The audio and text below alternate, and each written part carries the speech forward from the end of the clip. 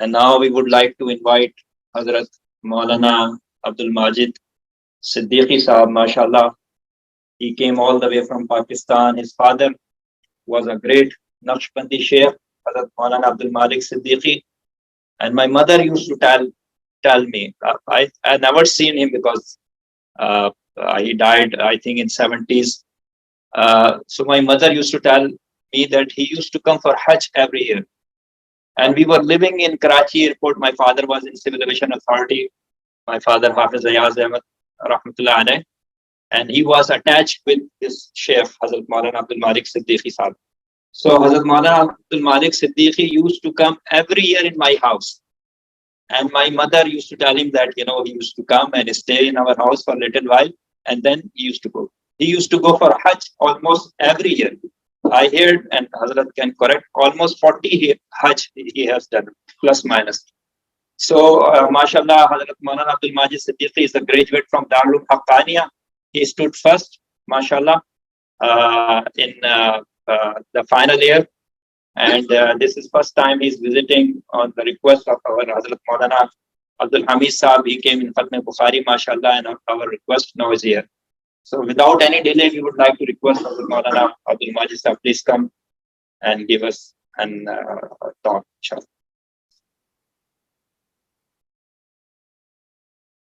On the sister side, if any sister doesn't know Urdu, please have someone to translate there on the sister side, please.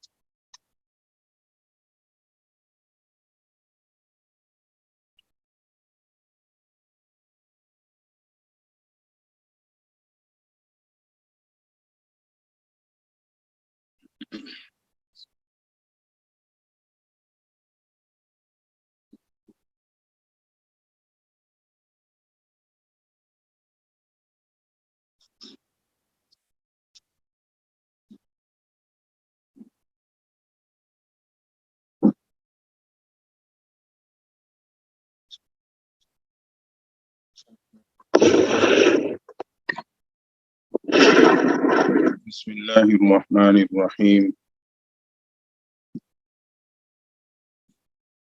الحمد لوليه والصلاة على نبيه وعلى آله وأصحابه المتأدبين بآدابه أما بعد فأعوذ بالله من الشيطان الرجيم بسم الله الرحمن الرحيم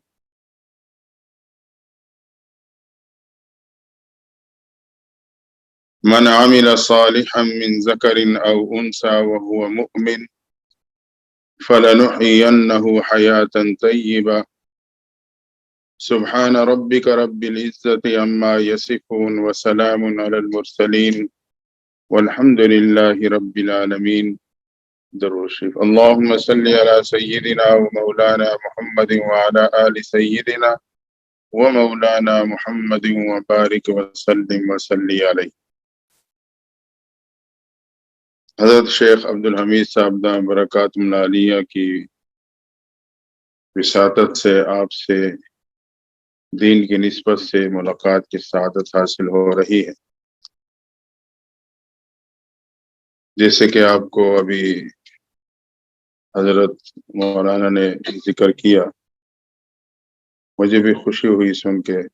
پرانی نسبت، پرانا تعلق، اللہ تعالیٰ اس نسبت کی برکات ہم سب کو نصیب فرمائے اور ہم سب کے مل بیٹھنے کو اللہ قبول فرما لے. ہمارے حضرت شیخ عبدالحمید صاحب دام برکاتہم العالیہ کی روحانی اور علمی 40 سالہ خدمات اللہ تعالیٰ اسے مزید قبولیت نصیب فرمائے. موقع کی مناسبت سے مختصر سی باتیں آپ کے سامنے عرض کر دوں گا. ایک اصلاحی پروگرام کے حوالے سے ہم اور آپ جمع ہیں. اللہ نے انسان کی 2 قسم کی تکمیل فرمائی. ایک جسمانی تکمیل ہے، ایک ایمانی تکمیل ہے، اور دونوں کے لیے الگ الگ مقام اور سانچہ مقرر کیا. جسمانی تکمیل کا مقام اللہ نے ماں کے پیٹ کو بنایا، جہاں انسان کے اعضاء مکمل ہوتے ہیں، جسمانی طور پہ وہ تکمیل پاتا ہے. یہی وجہ ہے جب وہ تکمیل پانے کے بعد دنیا میں آتا ہے تو وہ کامل جسم والا کہلاتا ہے. اور اگر اس مقام پہ اس کے جسم کی تکمیل میں کمی رہ جائے تو دنیا میں آنے کے بعد وہ کمی کسی صورت میں دور نہیں کی جا سکتی۔ ڈاکٹر یہ کہہ کے معذرت کر لیتے ہیں کہ یہ پیدائشی معذور ہے، کیونکہ جسم کے تکمیل کا مقام دنیا نہیں، وہ ماں کا پیٹ تھا۔ ایمانی تکمیل کا مقام اللہ نے اس دنیا کی زندگی کو بنایا ہے، زمین اور آسمان کے پیٹ۔ یہاں انسان کی ایمان کی تکمیل ہوتی ہے۔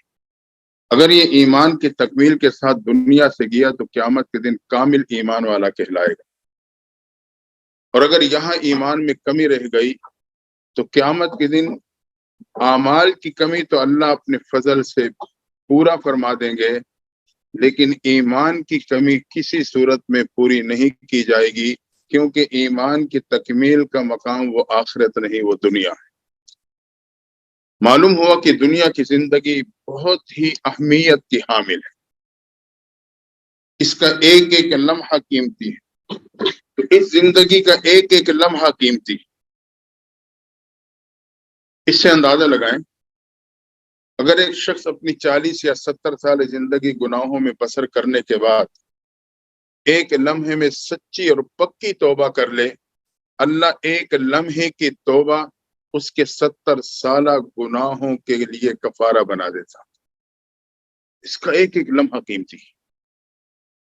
تو یہ ایمان کی تکمیل کا مقام ہے۔ دوسرے الفاظ میں یوں سمجھیں کہ میرے اور آپ کی ایک جسم سازی ہے، ایک شخصیت سازی۔ جسم سازی تو ماں کے پیٹ میں ہوتی ہے، شخصیت سازی وہ دنیا کی زندگی میں ہوتی ہے۔ انسان کے اخلاق، انسان کا کردار، اس کے معاملات، اس سے شخصیت بنتی ہے۔ جیسے کہ ظاہری لباس سے، ظاہری حسن سے انسان ظاہری اعتبار سے وقار پاتا ہے، تو باطنی صفائی، اپنا تزکیہ، اخلاق، معاملات کو درست کرنا، اس سے اس کی شخصیت میں نکھار آتا ہے۔ اور جس نے اپنی شخصیت پہ محنت کر کے شخصیت سازی کرنے کے بعد وہ دنیا سے گیا، تو یاد رکھنا یہ قبر اس کے لیے اے سی روم بنا دیا جائے۔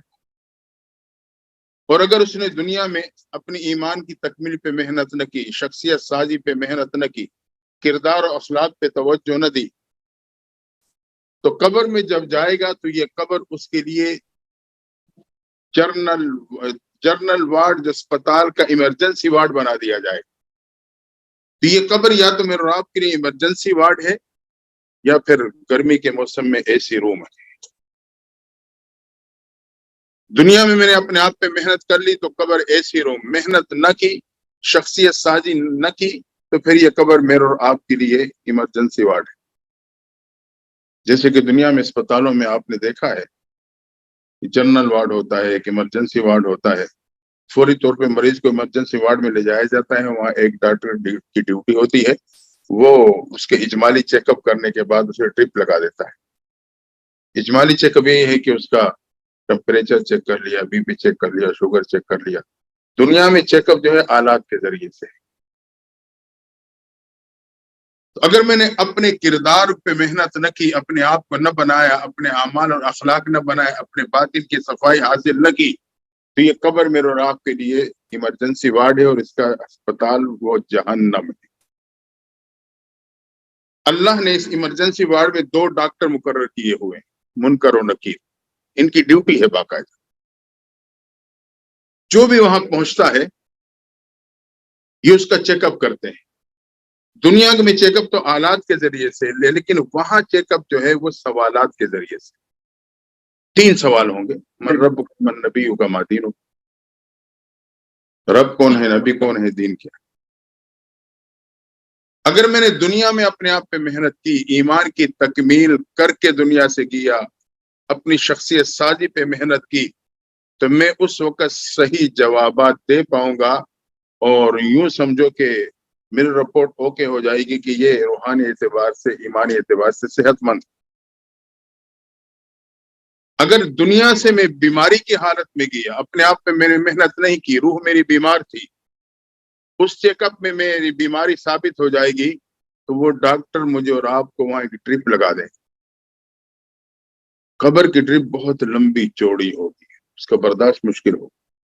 حدیث میں آتا ہے کہ ایک اژدہا مسلط کر دیا جائے گا، مسلسل ڈسے گا، زہر کا ایک ایک قطرہ اس میں اتارتا جائے گا، جیسے ٹرپ سے ایک ایک قطرہ اتارتا۔ تو یہ قبر یا ایمرجنسی وارڈ ہے یا پھر اے سی روم، اور تفصیلی چیک اپ وہ قیامت کے دن خالق کے کائنات خود فرمائیں گے۔ دنیا میں جب ڈاکٹر تفصیلی چیک اپ کرتا ہے نا تو پوری زندگی کی ہسٹری لیتا ہے، پوری زندگی کی ہسٹری۔ تو قیامت کے دن اللہ تعالیٰ تفصیلی چیک اپ فرمائیں گے تو پوری زندگی کی ہسٹری لیں گے۔ میرے بندے تجھے زندگی دی تھی، کیسے گزاری، مال دیا تھا کہاں سے کمایا اور کیسے خرچ کیا، پوری زندگی سے متعلق، علم دیا تھا اس پہ کتنا عمل کیا۔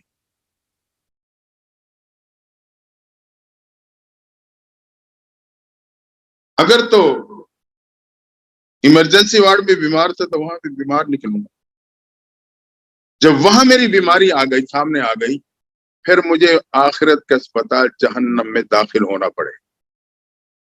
اگر کوئی داخل نہیں ہونا چاہے گا، جہنم کے اہلکار فرشتوں سے گھسیٹ کے لے جائیں گے اور جہنم کے اسپتال میں اسے داخل کر دیں گے۔ اس میں بھی ایک ایمرجنسی وارڈ ہے، کچھ وی آئی پی رومز ہیں، مکان ضیقہ، قرآن نقشہ کھینچتا ہے، تنگ تنگ مقام، نہ بیٹھ سکے گا نہ کھڑ سکے گا، ایک جہنم کا عذاب، دوسروں جگہ کی تنگی کا عذاب۔ یہ وہ وی آئی پی رومز ہوں، اور ایک جنرل وارڈ ہوگا۔ اسی طرح ایک اس میں انتہائی نگہداشت، جیسے دنیا کے اسپتالوں میں ہوتا، جو انتہائی نگہداشت کا وارڈ ہوگا اس میں دل کے مریض ہوں۔ وَيْلٌ لِكُلِّ هُمَزَةٍ لُمَزَةٍ، جس نے دنیا میں دوسروں کے دلوں کو ٹھیس پہنچایا تھا، اس کی دلوں کو تکلیف پہنچائی تھی، وہ دل کے مریض اس وارڈ میں داخل ہوں گے۔ اور کیا ہوگا؟ نار اللہ الموقدہ التی تطلع علی الافئدہ، جہنم کے آگ کے گولے اٹھیں گے اور اس کے دل پہ حملہ آور ہوتے چلے جائیں گے، کیونکہ اس کے دل کو اس انداز سے جلایا جائے گا۔ تو یہ وہ گوئی کہ ایمرجنسی وارڈ ہے جس میں دل کے مریض ہوں گے، جنہوں نے دنیا میں دوسرے کی عزت نفس کو مجروح کیا، اس کے دل کو تکلیف پہنچائی، اس سے ٹھیس پہنچائی، اسے اللہ تعالیٰ اس میں داخل کرے۔ ہاں، علاج مکمل ہونے کے بعد ایمان کی برکت سے اللہ جہنم سے نکال دیں گے۔ یا شفاعت کبریٰ میں میری برات ہو جائے گی، یا اللہ انتہائی کمزوری سکھ کی صورت ہوگی تو اللہ اپنے قدرت کی نگاہوں سے دیکھے گا اور مجھے وہاں سے نکال دے گا، غسل دیا جائے گا، جہنم کے اثرات ختم کر دیے جائیں گے، اور پھر مجھے جنت میں داخل کر دیا جائے گا۔ اب اگر آخرت میں تفصیلی چیک اپ میں صحت مند نکلا، پھر مجھے اللہ تعالیٰ اپنے شاہی مہمان خانے میں بھجوا دیں گے، جس کو جنت کہتے ہیں۔ جو دنیا میں مہمان خانے ہوتے ہیں، گرمی کے موسم میں باہر ایک ٹھنڈے پانی کا کولر لگا ہوا ہوتا ہے، جو بھی آتا ہے اس سے پانی پیتا ہے۔ کچھ ملاقاتی ہوتے ہیں تو انہیں ذرا برانڈے میں صوفے پہ کرسیوں پہ بٹھا دیا جاتا ہے، وہاں کے جو خدام ملازمین ہوتے ہیں وہ پانی پیش کر دیتے ہیں۔ جو خاص تعلق اور محبت والا ہوتا ہے، قریبی دوست ہوتا ہے، اس سے گوئے کے اندر وی آئی پی روم میں بٹھایا جاتا ہے، مالک مکان خود اس کے لیے ٹھنڈا میٹھا شربت لا کے پیش کر دیتا ہے، قرآن نقشہ کھینچتا ہے۔ اگر ایمرجنسی وارڈ میں بھی صحت مند تھا، آخرت میں تفصیلی چیک اپ میں بھی صحت مند نکلا، تو اللہ تعالیٰ مجھے اپنے شاہی مہمان خانہ جو اللہ نے تیار کیا ہے اپنے بندوں کے لیے، جس کو جنت کہتے ہیں، وہاں بھجوا دے۔ عین یشرب بها المقربون، ایک تو وہ عام چشمے ہوں گے پانی کے جس سے ہر جنتی پانی پیے، کچھ جنتی ہوں گے جس کو بالا خانیوں میں بٹھایا جائے گا، ولدان مخلدون، وہاں کے حور و غلمان جنت کے برتن میں ان کے لیے پانی پیش کریں گے۔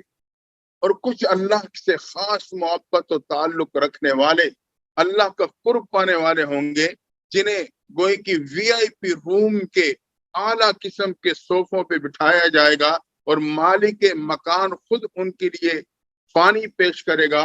وَسَقَاهُمْ رَبُّهُمْ شَرَابًا طَهُورًا، اللہ تعالیٰ شراب طہور پیش فرما دیں گے کہ یہ اس کو پی لو. یہ میں اور آپ بھی یہ مقام پا سکتے ہیں اگر میں نے دنیا میں اپنے آپ پہ محنت کی، صرف ظاہر پہ نہیں اپنے باطن کو بنایا.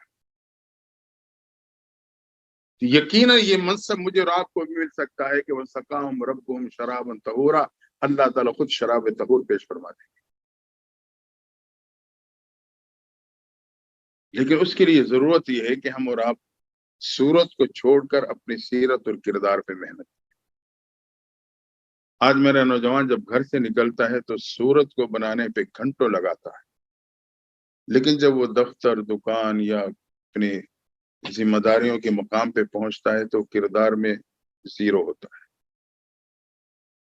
ضرورت اس بات کی ہے کہ ہم اور آپ اپنے کردار کو بنائیں، با کردار بنائیں. حضرت بلال کے پاس کیا تھا؟ نہ رنگت تھی، نہ نقش و نگار تھا، نہ حسن و جمال تھا، نہ مال و دولت، نہ حسب و نسب. غلام در غلام، نسلی غلام بکتے چلے آ رہے تھے. نہ کوئی عہدہ نہ منصب. کردار بنایا تھا، کردار بنایا تھا. بظاہر صورت حسن و جمال نہیں، لیکن کردار بنائے تو اللہ نے کیسی عظمت عطا فرمائی. یہی بلال چلتا تو مکہ کی گلیوں میں ہے، لیکن چلنے کی آہٹ جنت میں سنائی دیتی ہے. اس کردار پہ بنیاد پہ اللہ تعالیٰ اتنی بڑی عظمت عطا فرما دیتے ہیں. تو ضرورت اسی بات کی ہے کہ ہم اور آپ اپنے آپ پہ محنت کریں. انسان نے لوہے پہ محنت کی، اسے پانی پہ تیرا کے دکھا دیا، ہوا میں اڑا کے دکھا دیا. اگر یہ انسان اپنے آپ پہ محنت کر لے گا تو یقینی فرشتوں سے بھی بلند پرواز حاصل کر جائے گا. اس کی پرواز فرشتوں سے بھی بلند ہو جائے گی. اور اگر اس نے اپنے آپ پہ محنت نہیں کی تو پھر یہ جانور سے بھی بدتر ہے. بل ہم اضل، جانور سے بھی بدتر ہے. جانور عمومی طور پہ گائے، بھینس، بکری، بھیڑ سادی سی غذا کھاتے ہیں، کم قیمت غذا. گھاس کھایا، پانی پیا، اس کے بدلے میں قیمتی قسم کا صحت مند دودھ دیتے ہیں. شہد کی مکھی ہے، پتوں کا رس چوستی ہے اور شہد دیتی ہے. ریشم کا کیڑا ہے، ریشم جیسے قیمتی چیز پیدا کرتا ہے، صرف توت کے پتے کھاتا ہے. غذا کم قیمت ہے، جو ہے وہ بہت ہی قیمتی چیز ہے. جبکہ انسان قیمتی غذائیں کھاتا ہے، مرغن غذائیں کھاتا ہے، ذائقے دار غذائیں کھاتا ہے، لیکن اس کے نتیجے میں گندگی پیدا کرتا ہے. تو اگر میں نے اپنے آپ پہ محنت نہ کی تو میں جانور سے بدتر ہوں. اگر اپنے آپ پہ میں نے محنت کر لی تو فرشتوں سے بھی بلند پرواز نصیب ہو جائے. دوستو، یہ موجودہ زندگی جتنی بھی ہے رب کو معلوم ہے، اس کو ضائع ہونے سے بچا. بہت قیمتی زندگی، ایک ایک لمحہ اس کا قیمت. ایک عام فہم سی مثال صرف یہ سمجھانے کے لیے کہ زندگی ایک مہلت ہے. جب انسان کو مہلت ملتی ہے تو وہ اس سے فائدہ اٹھانے کے لیے محنت بڑھا دیتا ہے. ایک طالب علم کو اگر مہلت مل جائے کہ امتحان پیپر جو ہے وہ 1 دن 2 دن مؤخر ہو گیا ہے تو وہ اس مہلت سے فائدہ اٹھاتے ہوئے دنوں رات ایک کر دیتا. سو یہ زندگی ایک مہلت ہے. مہلت روزمرہ زندگی میں ہم اس لفظ کا استعمال کرتے ہیں. میں اس کو تھوڑا سا واضح کرنے کے لیے ایک عام فہم سے مثال دیتا ہوں. ایک شخص نے باغ لگایا، اس میں درخت لگے، درختوں پہ پھل لگے. ایک دن اپنے ملازم سے کہنے لگا کہ یار خالی ٹوکری لے کے باغ میں داخل ہو جانا، جتنا صاف ستھرا پھل توڑ کے لاؤ گے اسی نسبت سے میں آپ کی سہولیات کو بڑھا دوں گا، آپ کو ترقی دے دوں گا. ملازم نے سوچا بڑی اچھی مہلت مل گئی، میں اس سے بھرپور فائدہ حاصل کروں. ٹوکری لے کے باغ میں داخل ہونے لگا تو مالک نے ایک شرط لگائی. اس مثال پہ توجہ کرنا. مالک نے کہا دیکھو میرے باغ 4 حصوں پہ مشتمل ہے، جس حصے کو ایک دفعہ کراس کر جاؤ گے واپس آنے کی اجازت نہیں ہوگی. اس نے کہا ٹھیک ہے، مجھے منظور ہے. باغ کے پہلے حصے میں قدم رکھا ہے، نگاہوں کو اٹھا کے درختوں پہ جمایا تو کیا دیکھا؟ درختوں پہ پھل تو موجود ہیں مگر کچھ داغدار ہیں. سوچنے لگا اگر یہ پھل توڑ کے لے کے جاؤں تو مہلت ضائع کر بیٹھوں. اس نے باغ کے دوسرے حصے کی امید پہ پہلے حصے کو کراس کیا کہ شاید دوسرے حصے میں صاف پھل. دوسرے میں قدم رکھا تو کیا دیکھا کہ درختوں پہ صاف ستھرا پھل موجود. اسے سوچا اگر یہ پھل توڑ کے لے جاؤں، ٹوکری بھر کے لے جاؤں، یقین میں اس مہلت سے پورا فائدہ حاصل کر لوں گا. لیکن اسی دورانیہ میں ایک دوسری سوچ پھر لوٹ کے آتی ہے کہ شاید باغ کے تیسرے حصے میں اس سے بہتر پھل ہو. تو اس نے تیسرے حصے کی امید پہ دوسرے کو کراس کیا. تیسرے میں قدم رکھا، نگاہوں کو اٹھایا، درختوں پہ نگاہوں کو جمائے تو کیا دیکھا کہ واقعی بہتر قسم کا پھل موجود. اسے سوچا اگر یہ پھل لے جاؤں تو یقیناً پورا فائدہ حاصل ہوگا. لیکن وہی سوچ لوٹ کے آتی ہے کہ اللہ کے بندے، جب باغ کے دوسرے حصے میں صاف پھل تھا، تیسرے میں بہتر پھل تھا، ممکن ہے چوتھے اور آخری حصے میں سب سے بہترین پھل ہو، کیوں نہ میں آخری حصے سے پھل توڑ لوں. اس نے آخری حصے، چوتھے حصے کی امید پہ تیسرے کو بھی کراس کیا. لیکن جیسی آخری حصے میں قدم رکھتا ہے، نگاہوں کو اٹھا کے درختوں پہ جماتا ہے تو اس کے ہاتھ بے اختیار دانتوں کے درمیان میں آتے ہیں، اپنے ہاتھوں کو کاٹتا ہے، آہوزاری کرنے لگا، فریاد کرنے لگا. اس کی نگاہوں نے دیکھا کہ باغ کے آخری حصے میں درخت تو موجود ہے لیکن پھل سے خالی ہے. اب آہوزاری کر رہا ہے، کوئی فریاد رس نہیں، کوئی مدد کرنے والا نہیں، واپس جانے کی اجازت نہیں. آہوزاری کرتے کرتے کرتے کرتے آخرکار خالی ٹوکری لیے باغ سے نکل. دوستو، میرے اور آپ کی زندگی 4 حصوں پہ مشتمل. پہلا حصہ بچپن کا ہے جو نادانی میں، ناسمجھی میں بسر ہو جاتا ہے. عمومی طور پہ بڑے بھی تربیت کا ہاتھ اٹھا لیتے ہیں، کوئی نہیں، بچہ ہے. وہ نادانی، ناسمجھی میں گزرتا ہے، دامداری میں گزر جاتا ہے. جب میں زندگی کے باغ کے دوسرے حصے میں قدم رکھتا ہوں، جوانی پھوٹتی ہے، صلاحیتیں ابھرتی ہیں. ان صلاحیتوں سے فائدہ اٹھا کر میں دین اور دنیا دونوں کی تعلیم حاصل کر سکتا ہوں. لیکن اس وقت میرے نوجوان کی سوچ ہی ہوتی ہے ابھی تو جوانی ہے، مستانی میں گزاروں گا. جب میری یہ جوانی مستانی سنجیدگی میں تبدیل ہو جائے گی، صلاحیتوں میں پختگی آ جائے گی، زندگی کے باغ کی تیسرے حصے میں پہنچ جاؤں گا، پھر اپنے مستقبل کے بارے میں سوچ لوں گا. یہ تیسرے حصے کی امید پہ دوسرے حصے کو لہو و لعب میں بسر کر دیتا ہے، اپنی جوانی مستانی میں بسر کرنے لگتا ہے. وہ یہ سمجھتا ہے کہ میری زندگی بس انجوائمنٹ سے تعبیر ہے، بس ایسے گزاری، جو جی میں آ جائے وہ کرنا ہے، جو زبان پہ آ جائے وہ کہنا ہے.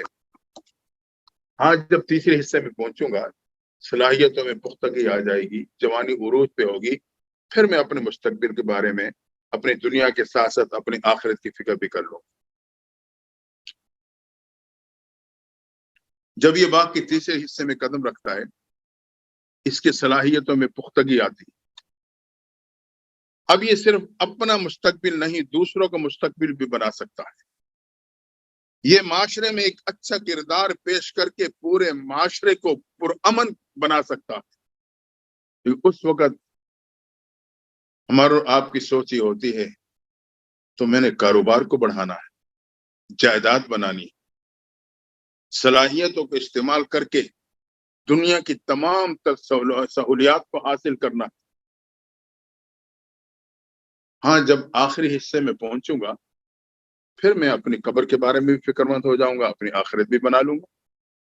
ریٹائرمنٹ ہو جائے گی، اولاد میری جوان ہو جائے گی، وہ میرے کاروبار کو، جائیداد کو سنبھال لے گی، میں پھر اپنی آخرت کی فکر میں لگ جاؤں.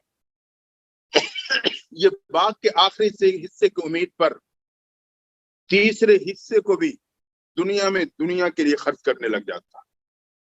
حتیٰ کہ آخری حصے میں جب قدم رکھتا ہے بہت ساری امیدوں کے ساتھ، اب میں اپنی آخرت بناؤں گا، اپنی قبر بناؤں گا، اپنی مستقبل کو سنواروں گا اور اللہ اللہ کروں گا.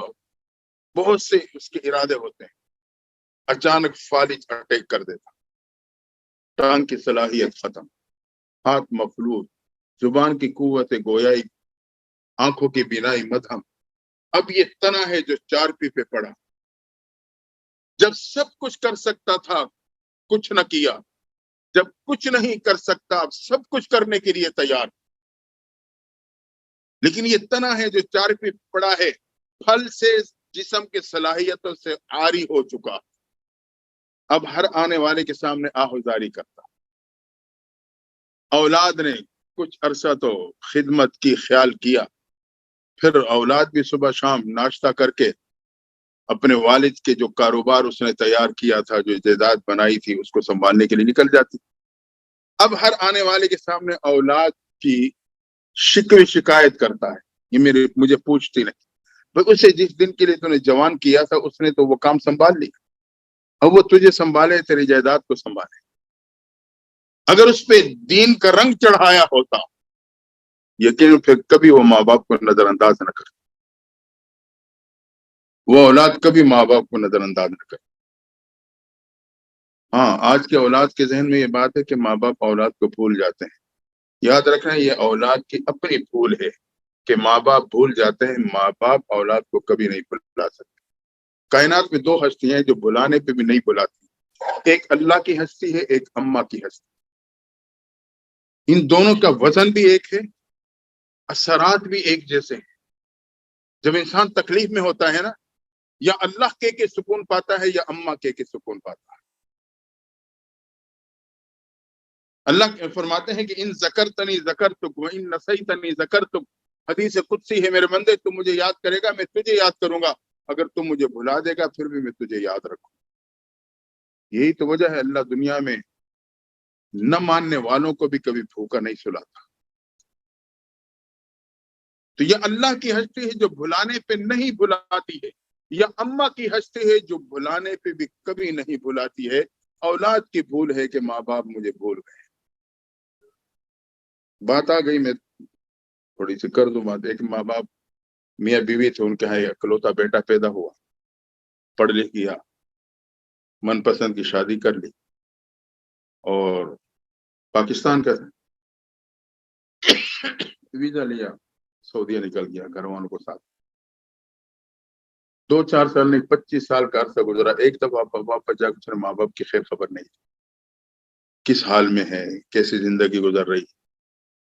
خانہ کعبہ کا طواف کر رہا ہے کہ ایک عالم دین اللہ والے پہ نظر پڑ کے کہ وہ آگے طواف میں آگے آگے جا رہے ہیں۔ اس کے دل میں بات آئی کہ طواف مکمل ہونے کے بعد انہیں آج میں اپنی دل کی بات کہی۔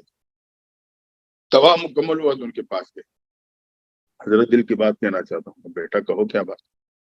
کہنے لگا کہ مجھے یہاں 25 سال ہو چکے ہیں، حج بھی کیے، عمرے بھی کیے، طواف بھی کرتا ہوں، اب بھی آپ کے پیچھے پیچھے طواف میں شامل تھا۔ میرے ساتھ ایک بڑا عجیب معاملہ ہے، جب بھی میں حجر اسود کا بوسہ یا استلام کر کے طواف کے لیے قدم بڑھاتا ہوں، میرے کانوں سے ایک آواز ٹکراتی ہے کہ تیری حاضری قبول نہیں ہے۔ کہتا میں تڑپ جاتا ہوں، لیکن سوچتا ہوں اس در کو چھوڑوں تو کس در پہ جاؤں، اور کوئی در تو ہے نہیں۔ میں وہ عمل تو کر لیتا ہوں لیکن تڑپتا رہتا ہوں۔ عالم دین نے کچھ نہ میں سوچا تو ایک حدیث مبارک ان کے ذہن سامنے ہے، اس کی روشنی میں جواب دیا۔ کہا بیٹا، پیغمبر صلی اللہ علیہ وسلم صحابہ کے ساتھ خانہ کعبہ کا طواف فرما رہے تھے، اچانک خانہ کعبہ کو مخاطب ہو کہا، اے کعبہ، یقیناً تو حرمتوں والا ہے، عزتوں والا ہے، لیکن ایمان والے کی حرمت اور عزت تیرے سے بھی بڑھ کر ہے۔ کہا بیٹا، لگتا ہے کسی کے دل توڑ کے آیا ہے۔ بس یہ سننا تھا، نوجوان کو اپنے ماضی کی کہانی یاد آ گئی، کسی کے کیا ماں باپ کا دل توڑ کے بیٹھا۔ اس نے وہی ذہن بنا لیا کہ میں کاغذات بنواؤں گا اور جا کے خیر خبر لوں گا۔ تو آج حقیقت ہے یہ، ہم حج عمرے پہ جاتے ہیں، خانہ کعبہ کا غلاف پکڑ کے رو رو کے رب سے دعائیں مانگتے ہیں، جب واپس آتے ہیں تو بھائی نے بھائی کا گریبان پکڑا ہوا ہوتا ہے، جبکہ ایک مسلمان کی عزت خانہ کعبہ سے بڑھ کر ہے۔ اس نے کاغذات بنوائے، اپنے ملک ایئرپورٹ سے، اپنے شہر سے، اپنی بستی اسٹاپ پہ پہنچا تو 25 سال میں بستی کا نقشے بدل چکے تھے، اسے نہیں اندازہ ماں باپ کو کس چار دیوار میں چھوڑ کے گیا تھا۔ باہر انتظار کرنے لگا کہ نوجوان بستی سے آ رہا تھا، اتنا آگے بڑھ کے کہا، نوجوان تو اس بستی کا رہنے والوں سے کہا کیا تو بتا سکتا ہے یہاں کہ بوڑھے ماں باپ تھے، اس کا ایک اکلوتا بیٹا تھا، من پسند سے شادی کر کے چھوڑ کے چلا گیا تھا، پھر دوبارہ نہیں آیا۔ اس نے کہا ہاں میں انہیں جانتا ہوں۔ ان کا ایک بدبخت بیٹا تھا جو دوبارہ واپس آ کے اس نے خیر و خبر ہی نہیں لی، اس کا باپ 4 دن پہلے دنیا سے جا چکا ہے، ماں بالکل لاغر حالت میں چارپی پہ پڑی ہے، کوئی خدمت کرنے والا نہیں۔ پڑوس میں کبھی کسی کو خیال آ جائے تو کچھ نہ کچھ کھانے پینے کی چیز بھجوا دیتے ہیں۔ میری ماں بھی مجھے کبھی کبھی کچھ چیز دیتی ہے، کہتی جاؤ بیٹا بڑی اماں کو اپنے ہاتھوں سے کھلا کے آنا۔ جب میں جاتا ہوں اسے اپنے ہاتھوں سے کھلانے لگتا ہوں تو میری نگاہیں دیکھتی ہیں کہ بڑی اماں کے ہونٹ ہل رہے ہوتے ہیں، کان لگا کے جب سنتا ہوں تو وہ آج بھی اپنے بیٹے کا نام لے کے اسے یاد کر رہی ہوتی ہے۔ نوجوان تڑپ گیا، اس نے کہا وہ بدبخت میں، خیر ہمت کر کے آگے بڑھا، 4 دیواری پہ پہنچا، قدم پھر رک گئے کہ ماں تو مجھے قریب نہیں آنے دے گی۔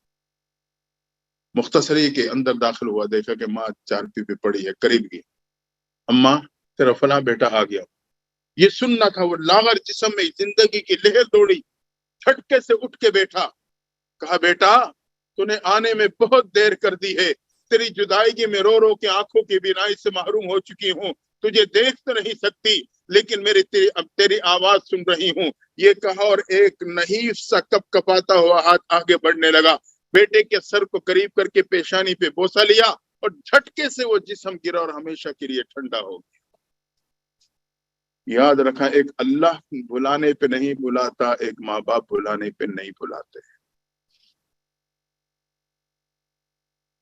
تو عرض یہ کر رہا تھا،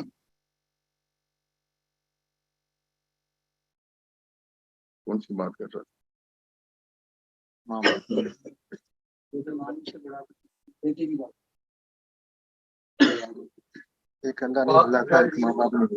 جی جی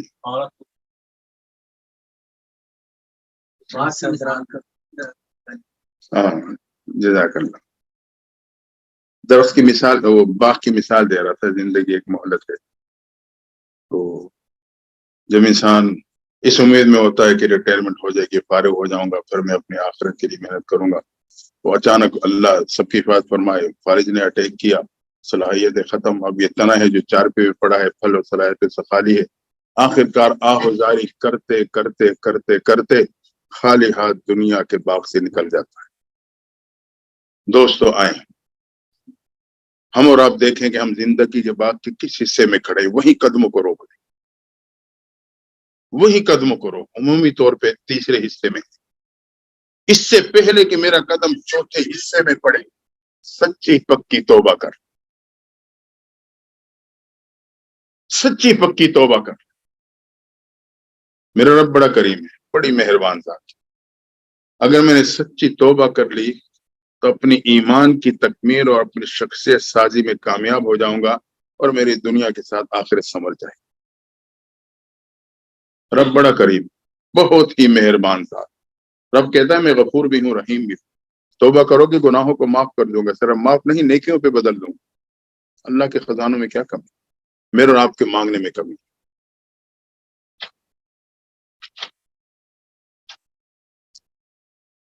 صحابہ فرماتے ہیں کہ ہم نے پیغمبر صلی اللہ علیہ وسلم سے مختلف مجالس میں ایک بنی اسرائیل کے ایک شخص ہے جس کا نام کفل تھا، اس کا واقعہ سنا۔ آپ نے فرمایا کہ وہ کفل نامی شخص جو ایک شرابی کبابی قسم کا انسان تھا، اس کے دروازے ہمیشہ گناہوں کے لیے کھلے رہتے تھے۔ اسی بستی میں ایک نوجوان لڑکی رہتی تھی، حسین و جمیل تھی لیکن پاکیزہ پاک دامن تھی۔ ایک دن اسے رقم کی ضرورت پڑی، اللہ کی شان، نہ گھر میں نہ رشتہ داروں میں نہ برادری میں کہیں سے انتظام نہیں ہوا۔ اس نے سوچا کفل صاحب دولت ہے، اس کے پاس جاتی ہوں، اس سے پیسے لے لوں گی، پھر کوشش کر کے لوٹا دوں گی۔ مجبور ہو کے وہ کفل کے پاس گئی۔ کفل نے دیکھا آج شکار خود چل کے آ گیا۔ اس نے کہا کہ مجھے 30 دینار کی ضرورت ہے۔ کفل نے کہا 30 نہیں 60 دوں گا، لیکن گناہ کے ساتھ مشروط ہو گئی۔ معلوم ہے کہ ساتھ مجبور تھی، خاموش ہو گئی۔ کفل گناہ کے ارادے سے بڑھنے لگا تو اس نے کیا دیکھا، اس بچی کے جسم پہ کپ کپی طاری ہو گئی، رنگ زرد ہو گیا، ایسے ٹک ٹکی باندھ کے وہ اس کو دیکھنے لگی۔ جیسے اس نے چند قدم آگے بڑھائی، اس بچی نے کہا انی اخاف اللہ، اتق اللہ، نوجوان میں اللہ سے ڈرتی ہوں، تو بھی اپنے رب سے ڈر جا۔ اس کا یہ جملہ کہنا تھا کہ کفل کے دل پہ جا کے لگا۔ پاکیزہ زبان سے جب الفاظ نکلتے ہیں تو وہ اثر کیے بغیر نہیں رہتے۔ کفل کے وہیں قدم رک گئے۔ اس نے کہا کیا تو نے اللہ کی یہ نافرمانی اس سے پہلے کبھی نہیں کی؟ اسے چیخ ماری، اس نے کہا مجھے خدا کی قسم میں نے نافرمانی کبھی نہیں کی۔ کہا میں تو پوری زندگی اسی نافرمانی میں پڑا ہوں، مجھے تو کوئی خوف نہیں، تو نے نافرمانی نہیں کی اور تو اتنا ڈر رہی ہے۔ کہا کہ یہ 30 نہیں 60 دینار لے، عزت کے ساتھ چلی جا، اور یہ سن لے آج کے بعد کفل بھی یہ گناہ نہیں کرے گا۔ توبہ نصیب ہو گئی۔ شام کا وقت تھا، وہ دروازہ جو کبھی بند نہیں ہوا تھا آج وہ اندر سے بند ہو گیا۔ صبح ہوئی، بستی تھی چھوٹی سی، لوگ جب باہر نکلے دیکھا نہ بند ہونے والا دروازہ آج بند ہے، تو جو بھی آ رہا جا رہا تھا ادھر متوجہ ہونے لگا۔ جب متوجہ ہوئے دیکھا تو دیوار پہ لکھا ہوا تھا، پچھلی امتوں کے ساتھ یہ معاملہ تھا، رات کو کوئی ایسا معاملہ پیش آتا تو قدرتی طور پہ تاریخ دیوار پہ لکھی ہوتی، جو چھپانے سے چھپتی نہ تھی، مٹانے سے مٹتی نہ تھی، کہ شخص نے اپنے رات کو اس انداز سے یا گناہوں میں گزارا ہے یا توبہ کر لی ہے۔ جب لوگ متوجہ ہوئے تو کیا دیکھا، کفل کے گھر کے دیوار پہ لکھا ہوا ہے لقد غفر اللہ الکفلا، اللہ کہتا ہے تحقیق اللہ نے کفل کو معاف کر دیا۔ اب لوگوں نے مشورے سے دروازہ توڑا، آوازیں دی، دستک دی، کوئی جواب نہیں، دروازہ توڑا تو کیا دیکھا، کفل جانے مات پہ سجدے کی حالت میں دنیا سے جا چکا تھا۔ جس رات توبہ نصیب ہوئی اسی رات موت آ گئی۔ میرا رب اتنا کریم ہے، ساری زندگی گناہوں میں بسر ہوئی، لیکن ایک رات سچی توبہ نصیب ہو گئی، اللہ تعالیٰ نے اس کے صرف گناہوں کو معاف نہیں کیا بلکہ لوگوں کے دلوں میں اس کی نفرت کو بھی محبتوں پہ بدل دیا۔ میرا رب اتنا کریم، تو آئیں اسی ذات سے تعلق کو جوڑ لیں، اور اس تعلق کو جوڑنے کے لیے ضروری ہے کہ ہم اور آپ ایک ماحول میں جڑنے والے بنیں۔ حضرت شیخ سے رابطہ رکھیں، وظائف معمولات جو تھوڑے بہت بدلائے جائیں اس کی پابندی کریں، اور کوشش کریں کہ جیسے موقع ملے کچھ وقت صحبت میں گزاریں، یقیناً میرے اور آپ کی زندگی میں تبدیلی کا ذریعہ بن جائیں گی۔ دعا ہے اللہ تعالی ہمیں اور آپ کو سچی پکی توبہ نصیب فرما دے اور عملی زندگی گزارنے کی توفیق عطا فرمائے۔ وآخر دعوانا ان الحمد للہ رب العالمین۔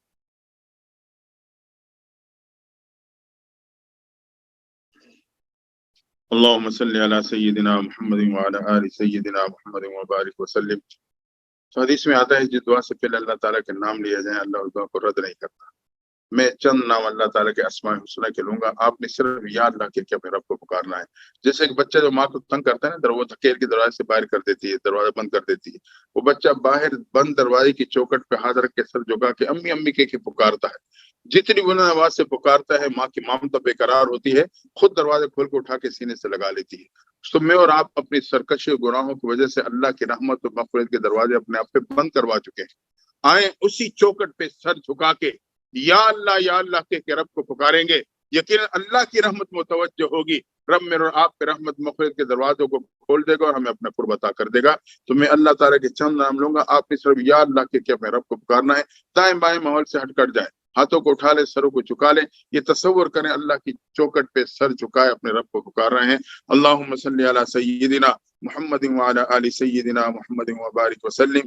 الرحمن یا اللہ، الرحمن یا اللہ، الرحیم یا اللہ، الرحیم یا اللہ، السلام یا اللہ، الملک یا اللہ، القدوس یا اللہ، العزیز یا اللہ، الجبار یا اللہ، المؤمن یا اللہ، المہیمن یا اللہ، الغفار یا اللہ، القہار یا اللہ، الخالق یا اللہ، الرازق یا اللہ، الخالق یا اللہ، الرازق یا اللہ، المعز یا اللہ، المذل یا اللہ، المذل یا اللہ، القوی یا اللہ، المتین یا اللہ، الحسيب يا الله، الجليل يا الله، الكريم يا الله، الكريم يا الله، الغني يا الله، المغني يا الله، مالك الملك ذو الجلال والإكرام يا الله، يا الله، يا الله، يا الله، يا الله، يا الله، يا الله. اللہ ہمارے گناہوں کو معاف فرما، یا اللہ ہمارے گناہوں کو معاف فرما، اللہ ہماری توبہ قبول فرما، یا اللہ ہماری توبہ قبول فرما۔ اللہ گناہوں کا بوجھ لے کے تیرے در پہ آئے ہیں، یا اللہ ہمارے گناہوں کو معاف فرما دے۔ اللہ گرتے پڑتے تیرے در پہ پہنچے ہیں، اللہ ہمارے اٹھے ہاتھوں کو قبول فرما، یا اللہ اپنے در سے خالی نہ لوٹانا، اللہ میں اپنے در سے محروم نہ کرنا، یا اللہ تیرے در سے خالی لوٹا تو کس در پہ جاؤں گا؟ اللہ میرا کوئی اور در نہیں، تیرا بندہ ہوں، تیری بندی ہوں، تیرے در پہ جھکی ہوں۔ اللہ ہماری پکار کو قبول فرما، یا اللہ ہمارے گناہوں کو معاف فرما، اللہ ہمیں معاف فرما، یا اللہ ہمیں معاف فرما، اللہ اب تو ہمیں معاف فرما۔ اللہ تمام بیماروں کو شفا کاملہ عاجلہ عطا فرما دے، یا اللہ پریشان حال کے پریشانیوں کو دور فرما، قرض داروں کے قرضوں کو ادا فرما، بے روزگاروں کو روزگاریاں نصیب فرما، تمام کے رزق میں برکتیں عطا فرما، بے اولادوں کو اولاد صالح نارینہ عطا فرما، اللہ جن کی اولاد ہے نیک و صالح بنا، یا اللہ آنکھوں کی ٹھنڈک بنا، صدقہ جاریہ بنا، سرمایہ آخرت بنا، ہر ماں باپ کو اولاد کے دکھ درد سے محفوظ فرما، اولاد کے غم سے محفوظ فرما، اولاد کی تابعداری نصیب فرما، یا اللہ ہماری مائیں بہنوں اور بیٹیاں جو پردے میں پروگرام کی سماعت کر رہی ہیں، اللہ انہیں ازدواج زندگی میں اپنے خاوند و اولاد کی خوشیاں عطا فرما دے، یا اللہ اپنے اولاد کے رشتوں کی رکاوٹوں سے محفوظ فرما لے، اللہ ہم سب پہ رحم و کرم کا معاملہ فرما، یا اللہ ہماری پکار کو قبول فرما، اللہ ہماری پکار کو قبول فرما، یا اللہ ہمارے گناہوں کو معاف فرما، یا اللہ دنیا اور آخرت کی کامیابی عطا فرما، ناکامی سے محفوظ فرما، اللہ تمام علماء، مساجد، مدارس، خانقاہوں کی حفاظت فرما رے، یا اللہ جتنے مسلمان دنیا سے رخصت ہوئے ان کی مغفرت فرما، جو زندہ ہے خیر و عافیت نصیب فرما، اللہ ہم سب پہ رحم و کرم کا معاملہ فرما، اللہ اس مسجد کو مزید آبادیاں، مزید رونقیں نصیب فرما، یا اللہ حضرت کے اس مقام پہ دینی خدمات کو قبولیت عطا فرما، اللہ ہم سب کی حاضری کو قبول فرما لے، یا اللہ ہمارے اٹھے ہاتھوں کو قبول فرما، اللہ رات کا اندھیرا چھا چکا، دنیا کے بادشاہوں نے دروازے بند کر لیے، تو وہ بادشاہ ہے کہ تیرے دروازے اب بھی کھلے ہیں، اللہ ہم تیرے در پہ چھکے ہیں، یا اللہ ہماری پکار کو قبول فرما، اللہ ہماری پکار کو قبول فرما، یا اللہ ہمارے سے راضی ہو جا، اللہ ہمارے سے راضی ہو جا، اللہ گناہگار ہوں، بدکار ہوں، سیاہکار ہوں، ڈوبا ہوں، ذلت میں ہوں، یا اللہ جو بھی ہوں تیرے محبوب کی امت میں ہوں، اپنے محبوب کے صدقے معاف فرما دے، محبوب کے صدقے توبہ قبول فرما لے، ہماری دعاؤں کو قبول فرما، یا اللہ ہمارے پہ کرم کا معاملہ فرما، اللہ ہمارے پہ رحم کا معاملہ فرما، یا اللہ یہ تیرے در پہ تیرے بندے، اللہ یہ بھکاری بن کے تیرے در پہ پڑے ہیں، یا اللہ ہم تجھ سے تیری، یا اللہ تیری رحمت کی بھیک مانگتے ہیں، تیری مغفرت کی بھیک مانگتے ہیں، اللہ ہمیں مغفرت عطا فرما، یا اللہ ہمیں رحمت نصیب فرما، اللہ ہمارے پہ کرم کا معاملہ فرما، یا اللہ دنیا کا فقیر جب کسی بڑے دروازے پہ چلا جائے تو بلند صدا لگاتا ہے، اس امید سے کہ دروازہ کھلا تو میرے نسلوں کے فاقے ختم ہو جائیں گے، اللہ ہم بھی کائنات کے سب سے بڑے دروازے پہ کھڑے ہیں، اللہ اس امید کے ساتھ اگر یہ دروازہ کھل گیا ہمارے نسلوں کے ایمان محفوظ ہو جائیں گے، یا اللہ ہماری پکار کو قبول فرما، اللہ ہمیں معاف فرما، یا اللہ ہمیں معاف فرما،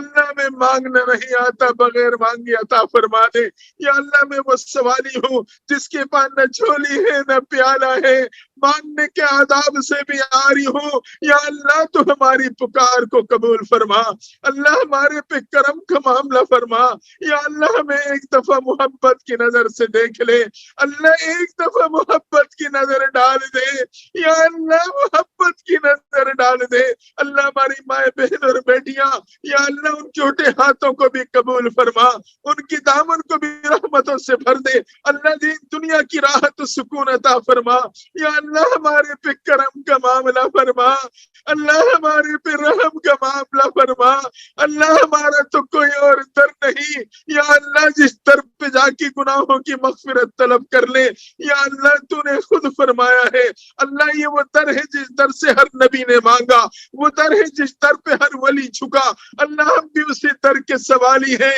یا اللہ ہماری پکار کو بھی قبول فرما، اللہ اس پروگرام کو پورے علاقے کے لیے رشد و ہدایت کا ذریعہ بنا، خیر و برکت کا سبب بنا، ہم سب کی حاضری کو قبول فرما، اللہ جتنے حاضرین ہیں مرد ہیں یا مستورات، تمام حرمین شریفین کی قبولیت والی حاضریاں نصیب فرما، صلی اللہ تعالی علی خیر خلقہ محمد و آلہ و اصحابہ اجمعین برحمتک یا ارحم الراحمین۔